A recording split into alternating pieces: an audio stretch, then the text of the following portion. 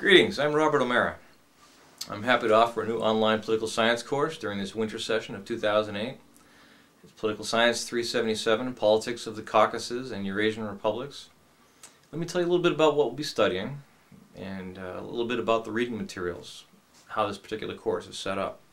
In this course we'll examine politics in the regions of the Caucasus and the Central Asian republics, all of which have experienced membership in the former Soviet Union.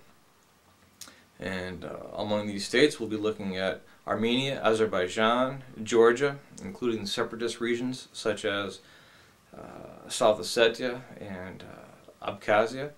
We'll be looking at Russian regions as well in North Caucasus, including Chechnya and Dagestan, for example. And regarding the Eurasian republics, we'll be looking at Kazakhstan, Kyrgyzstan, Uzbekistan, Turkmenistan, Tajikistan, and we'll be able to first employ an historical cultural approach in order to gain a deeper understanding of these areas and the conflicts that have been endured. We'll address ethnic and religious divisions, as well as the effects of empire building that have taken place over the centuries. Our analysis of more recent politics will involve an inquiry into the effects and legacies of the Soviet Union and the post-Soviet political, economic, and social transformations. Now, we'll be able to address so-called revolutions, such as the Rose Revolution and the Tulip Revolution. And again, we'll be able to try to ascertain something about these leaders, political parties, elections. Are the elections free and fair? Are we able to notice political parties that can express themselves and gather support in the opposition without being shut down, arrested, or even killed? So we'll be able to question whether or not these countries are moving toward, to whatever extent, some version of democracy, or are they reverting back to authoritarianism of one form or another? And perhaps they're just simply stalled. Now, about the books we'll be using, two main books. One is The Ghost of Freedom by Charles King.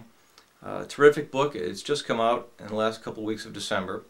It's very interesting. He deals with history and culture of the Caucasus, and he also wrestles with the contemporary politics and conflicts of the region. King offers terrific insights into continuity and change within the Caucasus. So read this book with an eye toward political significance. Now, the second book you'll need is The Transformation of Central Asia: States and Societies from Soviet Rule to Independence. This one is edited by Pauline Jones-Long. In this edited version, Jones-Long compiles many interesting and reasonably brief articles on several Eurasian republics. The book offers a variety of perspectives that you will no doubt find helpful to your analyses of specific countries within the region. And these contributing authors discuss matters pertinent to the strength and role of the state and its relation to society. Throughout the course, you'll be reading many websites, however. These websites will provide you with a wealth of updated material. For example, with the upcoming elections just around the corner in Georgia, in January of 2008, students can use the internet in order to understand political events as they unfold. This is really going to make it sort of a lively part of the course, being able to follow what's happening while it happens. So for this online course, you'll be required to do a few things. One is you'll have to read fairly intensively. It's a fast course. You'll have to also get online at least 4 days a week in order to engage in threaded discussions. And these discussions will be open or available to you 24 hours a day. And some will be available early so that those of you that are working can make your way to the computer and still have access.